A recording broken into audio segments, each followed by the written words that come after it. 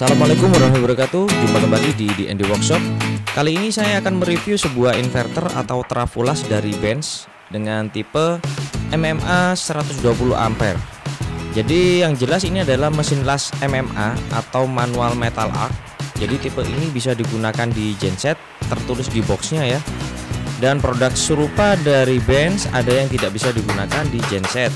Jadi hanya bisa dipakai di listrik PLN saja, yaitu kodenya kalau nggak salah Barakuda. Tapi yang bikin produk ini laris itu bukan fitur karena bisa dipakai di genset ya, tapi karena ini sudah IGBT. Kalau generasi trafo yang sebelumnya kan masih pakai MOSFET ya, sehingga ini efisiensi dayanya lebih maksimal. Dan di kemasan juga ditulis bahwa dayanya ini 450 watt plus. Nah, nanti kita akan buktikan dengan mengukur menggunakan wattmeter digital supaya kalian yang mau beli trafo las yakin dan tahu apakah trafo las yang tulisannya 450 watt ini benar-benar bisa kalian pakai di listrik rumah kalian. Jadi daripada kalian berasumsi ini bisa atau nggak bisa, lebih baik kalian ikuti videonya sampai selesai ya. Oke, di dalam paket penjualannya ini ada standar ya, kabel-kabel biasa, yaitu kabel massa, dan yang satunya itu kabel plus. Dan ini ya kabelnya nggak terlalu panjang, jadi kalau kalian pengen mengupgrade ya kalian beli kabel yang panjang. Ini adalah tang untuk menjepit kawat lasnya ya.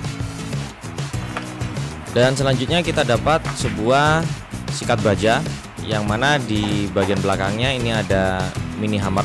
Jadi untuk kita ketok-ketok bekas las supaya kotorannya terlepas. Oke, selanjutnya kita dapat ini kayaknya pegangannya topeng las. Oke, lebih baik saya keluarkan dulu unitnya.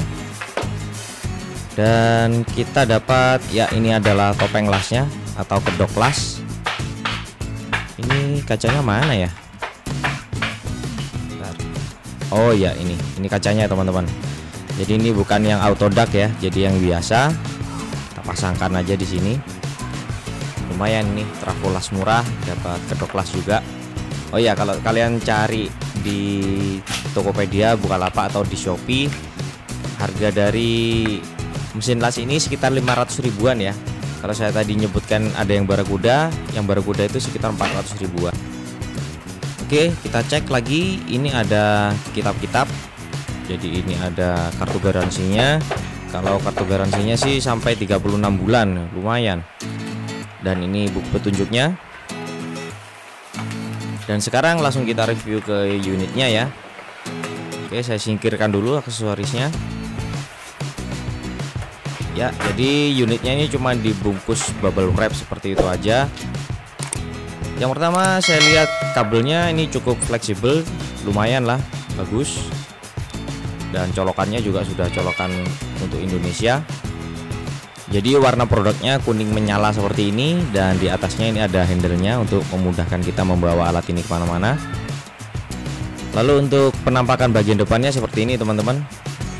Ya, jadi nggak banyak knob. Hanya saja di depan ini ada dua buah lampu indikator. Sepertinya ini indikator untuk on off dan overheat kayaknya ini. Lalu di sebelahnya ini ada knob untuk pengaturan ampernya. Di bagian bawah ini ada colokan terminal untuk kabel lasnya.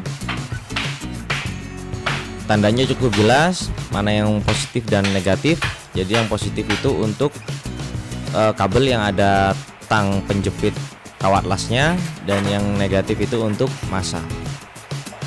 Bagian belakangnya juga sangat minimalis. Jadi di sini cuma ada sebuah fan dan ada tombol on off-nya aja. Desain sampingnya seperti ini, nggak ada apa-apa kecuali tulisan-tulisan aja. Lalu di bagian atas juga ini ada petunjuknya. Jadi kalau kalian kehilangan buku petunjuknya, kalian bisa baca di sini. Oke, selanjutnya kita akan coba tes pengelasan menggunakan kawat 2 mili. Yang pertama saya akan menggunakan ampere rendah, yaitu 50 ampere. Langsung kita jos untuk menghabiskan satu batang.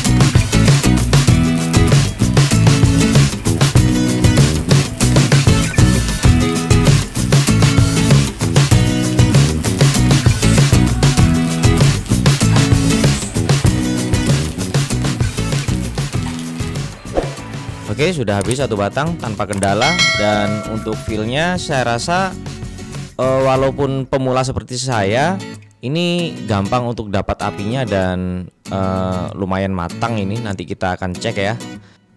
Selanjutnya saya akan coba satu kawat lagi. Saya akan setting di 80 ampere.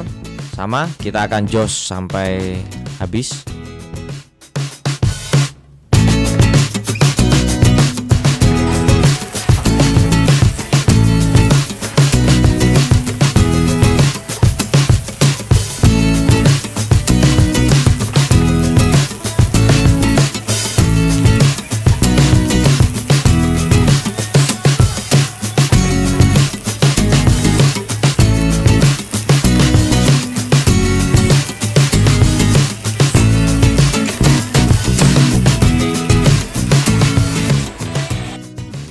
Oke, kawatnya habis dan saya rasa ini juga nggak ada kendala. Tapi di sini karena plat sikunya yang saya gunakan ini tipis, sehingga yang 80 ampere ini menyebabkan medianya bolong.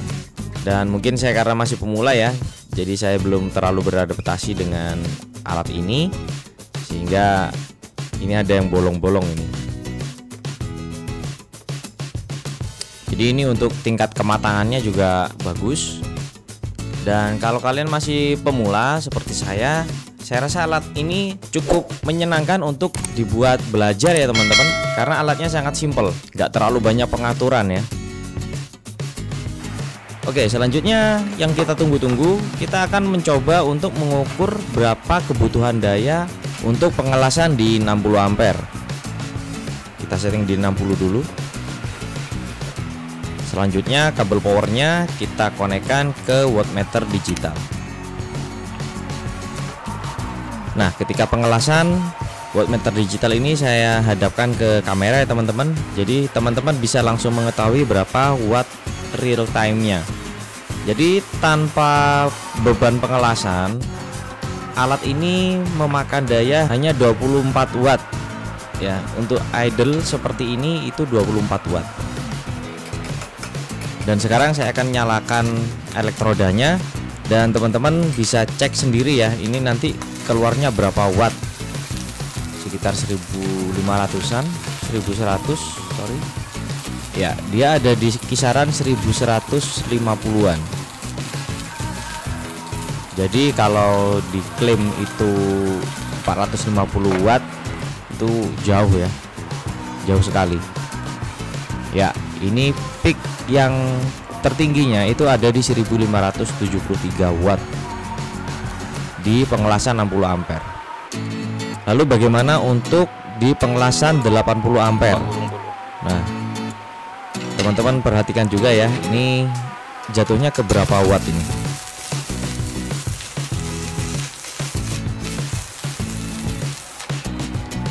Ya, wow, 2497. Anggaplah 2500 watt. Gila. Ini di 80 ampere loh ya. Dia makan listrik segini banyaknya. Jadi 450 wattnya ini kemana ya? Apa karena di situ ditulis 450 watt plus gitu ya? Jadi plusnya yang banyak ini kayaknya.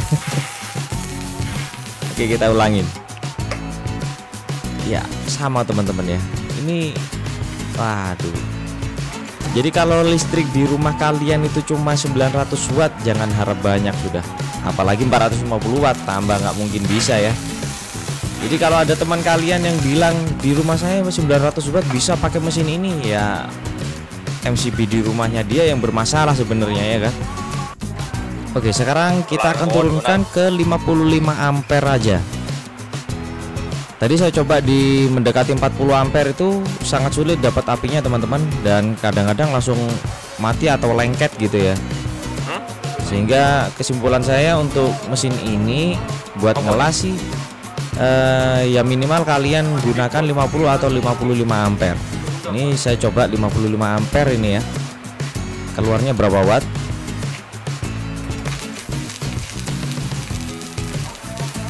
Ya, masih bermain di sekitar angka 1300 watt. Berarti sama aja kayak trafo yang 900 watt. Jadi 900 watt juga keluarnya di 1300 sebenarnya.